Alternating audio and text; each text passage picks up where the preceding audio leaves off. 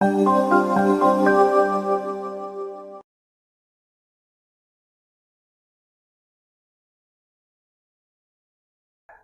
selamat bertemu kembali dengan saya, Anggoro Santoso, dosen pengampu mata kuliah produksi video kreatif digital.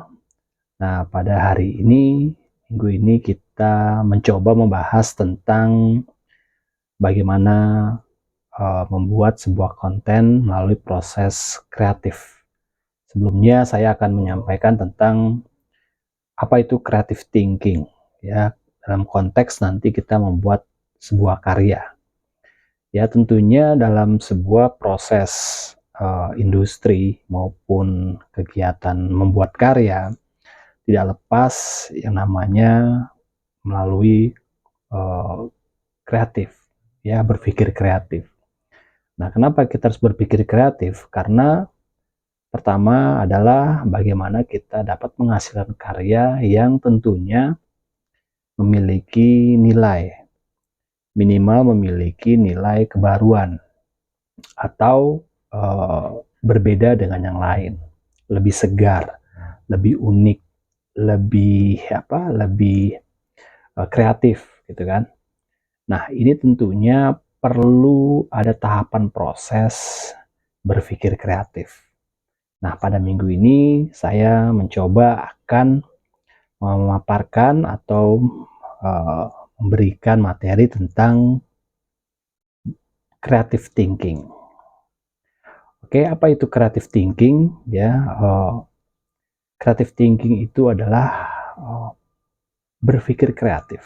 Ya, berpikir kreatif.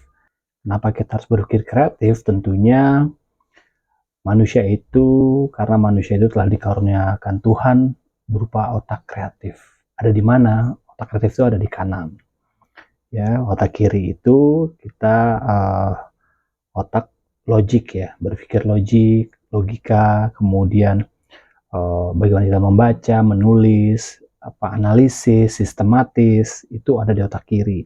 Nah, kalau otak kanan itu adalah otak alam bawah sadar, yang biasanya untuk membuat imajinasi, berilusi, kreativitas, praktis, dan lain-lain. Oleh karena itu, setiap manusia sebenarnya telah dikaruniai otak kanan atau otak kreatif.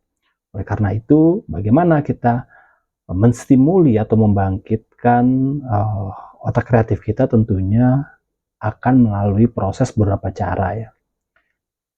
Kreativitas itu adalah berkat, ya, atau dari Tuhan, ya, yang tentunya ini sudah didapatkan oleh kita semua, ya, kecuali kita misalnya ada gangguan otak, ya. Tapi kalau misalnya secara normal, secara umum, selama otak itu sehat, kita bisa berpikir kreatif, ya. Kita lihat banyak orang-orang yang mungkin ada kekurangan, ya, ada disabilitas dari sisi tubuhnya yang tidak lengkap misalnya, ya. Tapi dia mampu menciptakan atau berkarya kreatif selama otaknya itu sehat, dia pasti bisa berpikir kreatif, ya. Kita lihat ada orang tunanetra, misalnya dia bisa bermain musik, dia bisa berkarya, bisa menyanyi, dan lain-lain. Nah, ini menandakan bahwa otak kanan, otak kreatif itu akan tetap berfungsi dengan baik selama dia dalam kondisi sehat dan bisa distimuli atau bisa di maintain menjadi kreativitas semakin meningkat. Oleh karena itu, ya, kita punya kewajiban untuk menjaga dan merawat dan juga menggunakan otak kreatif atau otak kanan itu. Karena kalau kita nggak pakai, itu biasanya tuh bukannya hilang, ya, tapi tumpul otak kreatifnya itu. Nah, kreativitas itu sebenarnya dapat diamati, dapat dianalisa, kemudian dapat dipelajari, diulang, dan dikelola. Itu ciri-ciri kreativitas, ya. Ya, semua kreativitas itu bisa diamati, ya, ciri-ciri kreativitas. Kemudian dia bisa diulang, kemudian dia bisa dibuat dikombinasi lalu dibikin karya baru. Karena di dunia ini tidak ada hal yang baru, ya, sebenarnya, ya. Dia itu adalah hal-hal yang kreativitas itu biasanya itu merupakan ada hal yang sudah ada lalu dikombinasi, dielaborasi lagi, kemudian uh, menjadi sebuah karya yang baru. Ya, tidak ada yang baru.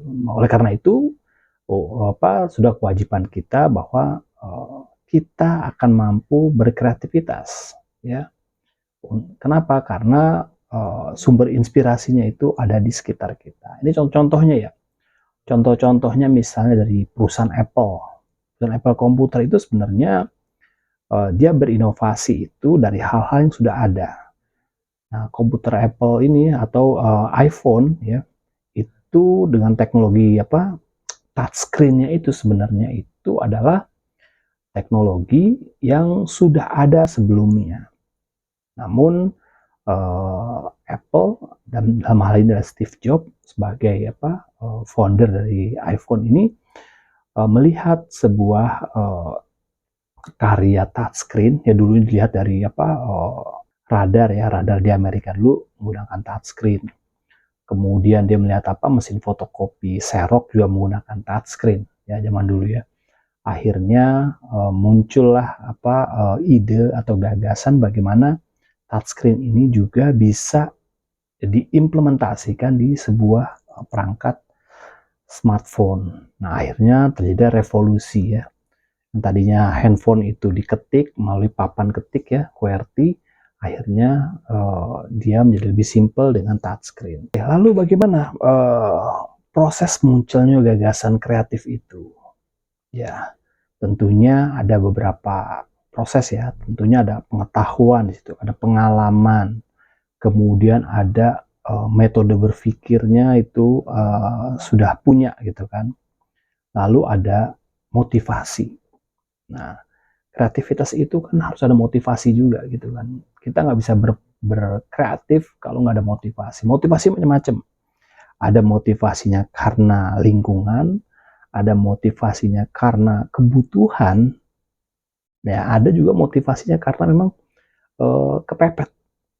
Nah, ada macam-macam ya. Kita bisa kreatif itu kadang-kadang kita dalam kondisi yang memang serba kekurangan, serba urgent itu, akhirnya muncullah kreativitas. Nah, kemudian kreativitas ini diproses dengan hal-hal yang mendukung pula, misalnya karakter positif, ya, kemudian kondisi otaknya, lalu bagaimana kita ada perangkap mental yang bisa kita minimalisir.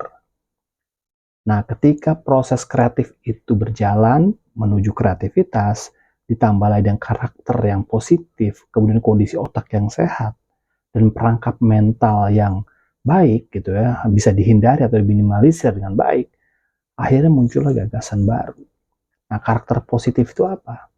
Ya, karakter positif itu adalah bagaimana kita melihat sesuatu itu dalam frame yang kreatif. Ya, misalnya kita ada masalah gitu, ya kita harus berpositifnya, artinya kita melihat bahwa ini peluang, bahwa ini bisa diselesaikan, bahwa ini bisa dicarikan cara yang lain, yang beda. Itu jadi positif ya, lalu dicari jalannya. Kemudian kondisi otaknya juga gitu ya, kondisi otaknya harus sehat. Kalau kondisi otaknya sedang misalnya ya ada sakit, kondisi otaknya kurang baik gitu kan, itu sulit untuk berpikir kreatif ya. Kemudian perangkap mental yang negatif itu perangkap mental seperti apa? Perangkap mental yang merasa kita tuh nggak kreatif, merasa bahwa apa yang kita kerjakan ini kok kayaknya sia-sia gitu loh. Jadi perangkap mental tuh banyak. Ada perangkap mental yang dari eksternal dan juga ada internal. Ya, eksternalnya itu teman-teman kita ya. Teman-teman kita, keluarga kita, lingkungan, guru, dosen gitu kan. Yang bisa membuat menjadi perangkap mental. Ya, karena kadang-kadang teman kita juga tidak mensupport ya. Kadang-kadang kalau misalnya kita mau membuat satu karya, kita membuat satu terobosan, kita tanya sama teman kita gitu kan, tiba-tiba teman kita udah nggak usah gitu kan, udah nggak usah bikin, sia-sia, Lihat aja yang kemarin tuh, ada teman kita juga gagal, ngapain lagi kita bikin? Nah, akhirnya kita nggak jadi bikin. Juga keluarga juga, kadang-kadang orang terdekat, itu perangkap mental. Juga kondisi ya, kondisi-kondisi hal-hal eksternal yang akhirnya membuat kita udahlah nggak usah ngapa-ngapain. Udah enak di sini aja lah, udah nggak usah ngapa-ngapain juga nggak apa-apa gitu. Nah, ini perangkap mental yang eksternal. Yang internal adalah dalam hati kita nih, ya. Kita merasa udahlah itu apa dinamakan dengan otak kadal, ya. Kita bisa nanti nanti coba bahas tentang otak kadal, ya. Otak kadal itu adalah bagaimana dia itu sebuah perusahaan, bukan perusahaan ya, suatu pemikiran, ya, usaha untuk membuat kita tuh berpikir kembali atau membuatnya menjadi ragu dalam mengambil keputusan.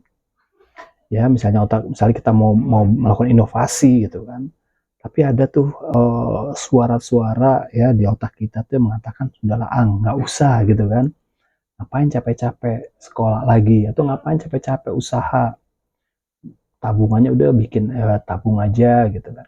Nah, itu ada seperti itu ya, pasti kita pernah merasakan tuh macam insting-insting yang datang dari mana gitu kan, yang akhirnya membuat kita menjadi ragu. Nah, inilah hal-hal yang membuat proses perjalanan sebuah kreativitas.